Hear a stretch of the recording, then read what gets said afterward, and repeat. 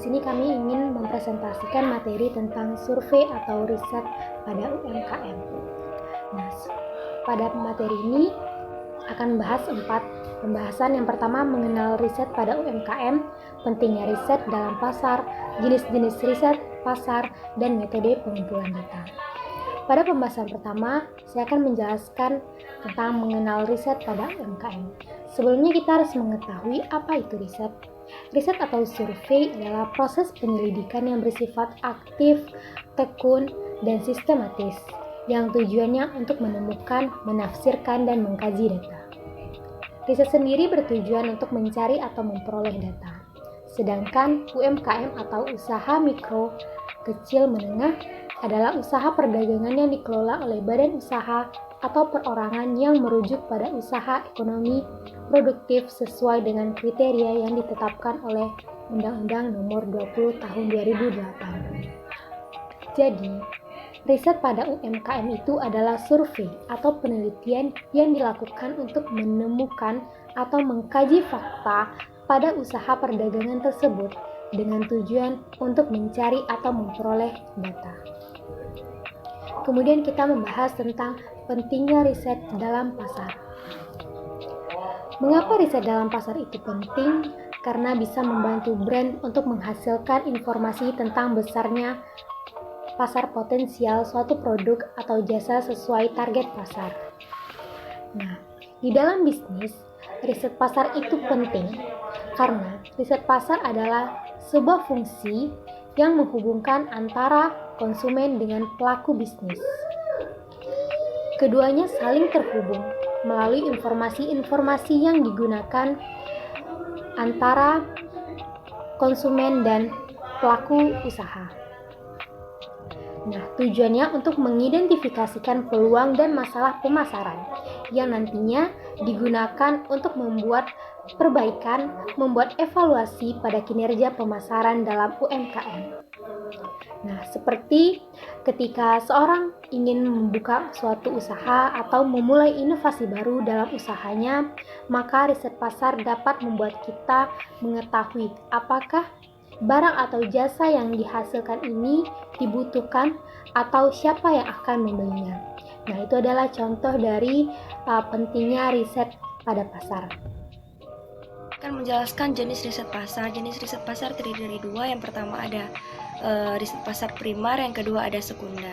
Nah, riset pasar primer sendiri yaitu berdasar dari target pasar langsung atau target riset dengan langsung. Nah, tujuannya sendiri yaitu menjalankan dan pengumpulan informasi untuk mengetahui keadaan pasar saat ini. Cara-cara yang didapat untuk mendapatkan data, yang pertama ada wawancara, baik menggunakan alat bantu seperti HP atau secara langsung. Yang kedua ada survei atau observasi, yang ketiga ada wawancara, dan yang keempat yaitu pertemuan untuk diskusi yang terdiri dari sampel dan konsumen. Selanjutnya adalah riset sekunder. Nah, dalam riset ini data yang didapat adalah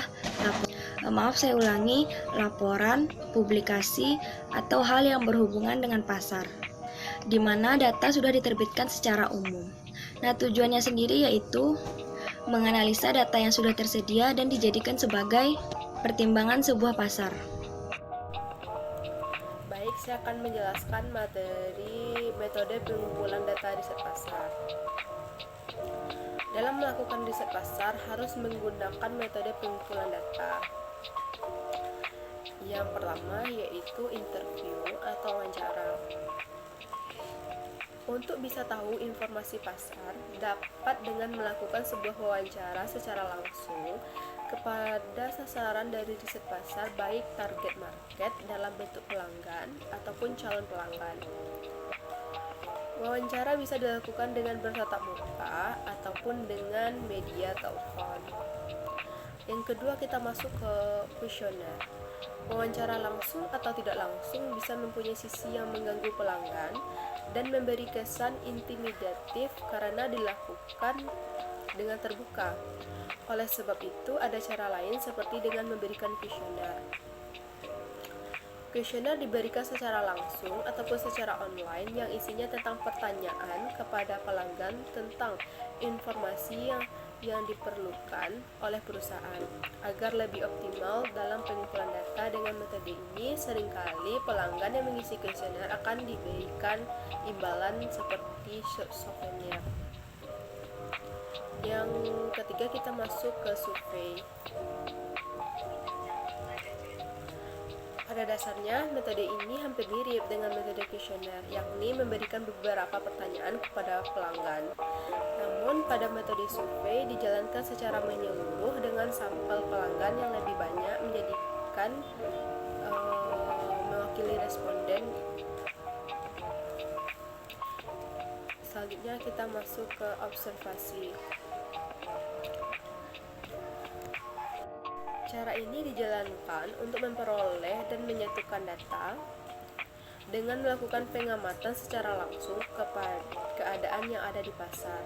Berhubung dengan jumlah penjualan suatu produk dari berbagai outlet ataupun ketertarikan pelanggan atau calon pelanggan atas produk pesaing, langkah ini cukup efektif tetapi membutuhkan tenaga dan biaya yang besar karena meliputi area yang luas. Dan terakhir kita masuk ke focus group discussion.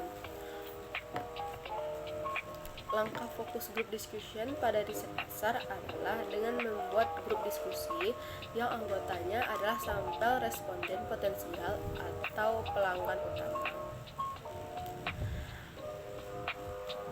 Pembahasan diskusi yaitu lebih mengarah untuk account peserta supaya menyampaikan segala hal yang mereka perlukan, bagaimana kesan ketika menggunakan produk kita, dan kritik dan saran atas produk yang kita hasilkan.